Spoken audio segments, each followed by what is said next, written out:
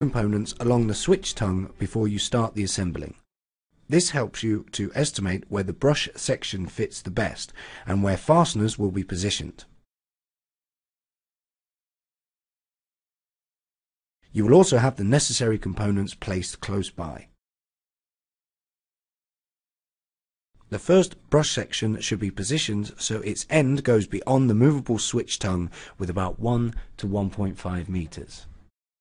As the distance between each tie can differ depending on switch type and where it's placed in the switch, it is not possible to define exact positions. Common sense is needed to define final positions of the fasteners and brush sections. Each brush section shall be fixed with 3 fasteners, one in each tie closest to the end of the section and one in the middle. Place the lower black brush into the fork piece.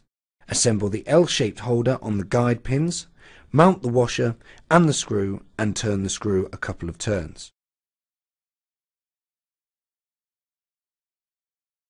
Push down on the upper white brush section behind the lower black one and tighten the screws.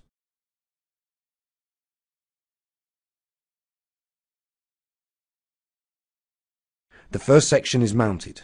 Just continue the same way. Assembly with rail foot bracket. If you choose not to install in the tie bolt, you can use the rail foot bracket. The bracket consists of 2 parts and they can, when mounting, be pre-placed next to the switch with a distance of 1.2 meters. You need 3 brackets for one brush section. The bracket is mounted on the rail foot without being fully dragged down. In that way, you can move the bracket sideways to be aligned to the final placement.